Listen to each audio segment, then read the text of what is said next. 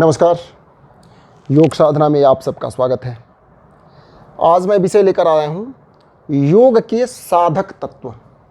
इससे पहले मैं बताया था योग के बाधक तत्व, योग के विघ्न बाधाएं, इससे पहले मैं बता चुका हूँ। अब विषय लेकर आया हूँ योग के साधक तत्व। योग में उत्थान के लिए किन किन बातों पर ध्यान देना चाहिए। तो महर्षि पतंजलि अपने योग दर्शन में बहुत सारे चित्त को चित्त प्रसादनम के रूप में इसका वर्णन किए हैं। चित्त शुद्धि के लिए बहुत सारे चीज़ बताए हैं, जिसमें मुख्य रूप से ये 4 बातों का वर्णन किए हैं, 4 चीज़ों का वर्णन किए हैं, जो कि महर्षि पतंजलि के योग दर्शन के प्रथम अध्याय के 33वें श्लोक में आप देख सकते हैं।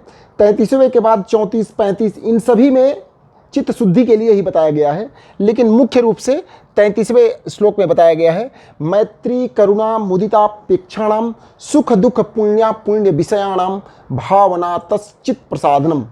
चित्त प्रसादनम मीन्स चित्त को शांत, निर्मल और शुद्ध करने के लिए इन 4 बिंदुओं पर मुख्य रूप से वर्णन किए हैं। मित्रता का भाव किससे रखना चाहिए? सुखी व्यक्ति के साथ, जो सुखी व्यक्ति है उससे मित्रता का भाव रखना चाहिए। ये पतंजलि योग दर्शन में बताए हैं। उससे चित्त शांत होता है, चित्त शुद्ध होता है, चित्त निर्मल होता है और योग के ये साधक तत्व माने गए हैं।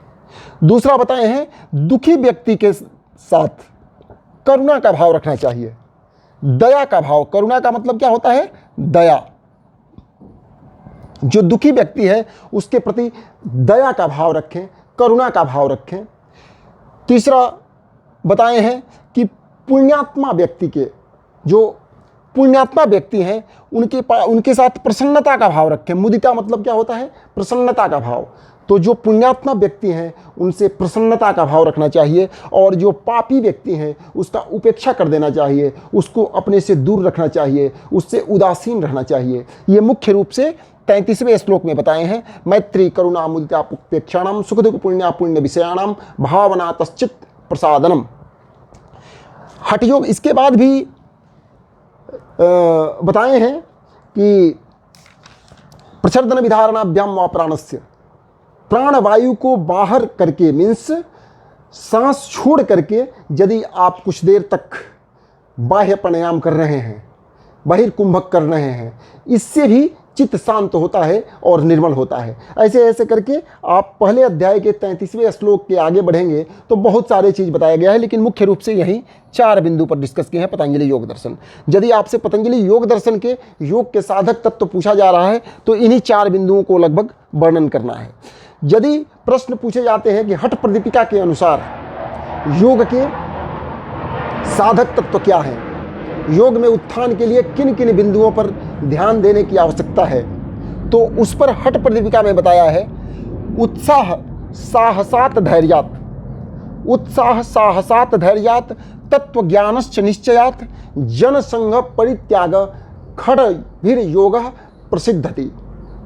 उत्साह साहस धैर्य, उत्साह साहसात धैर्यात तत्व ज्ञानश्च निश्चयात, तत्वज्ञानी होना चाहिए, निश्चय होना चाहिए, जो कार्य कर रहे हैं उसके प्रति दृढ़ निश्चय होना चाहिए। यानी जन संघ परित्याग, जन संघ का त्याग कर देना चाहिए, मीन्स लोगों से मिलना जुलना बिल्कुल बंद कर देना चाहिए। ये हमारे हठ प्रदीपिका में स्वामी स्वात्माराम इसका वर्णन किया है।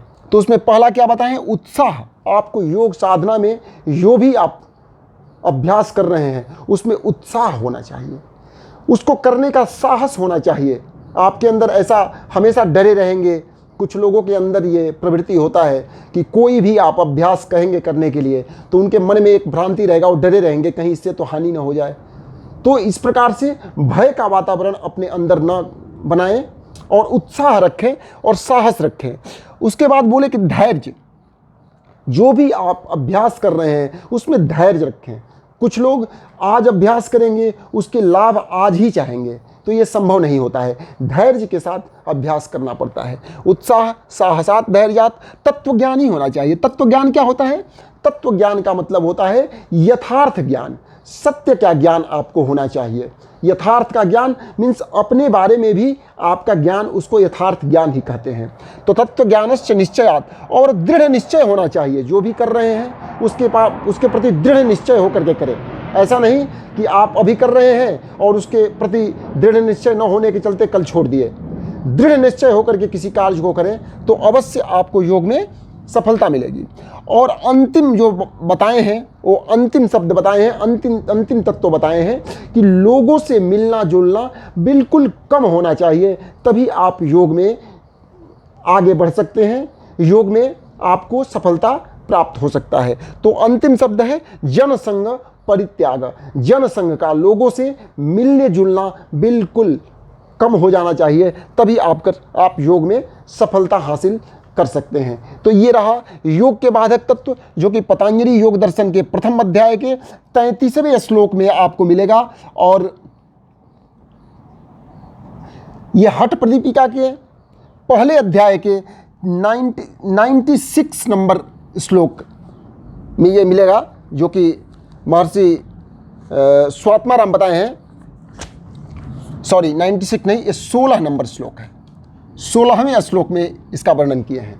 प्रथम अध्याय के 16वें श्लोक में हठ प्रदीपिका में स्वामी स्वात्माराम इसका वर्णन किए हैं। तो ये रहा योग के साधक तत्व। आपको ये कैसा लगा अवश्य बताइएगा। धन्यवाद।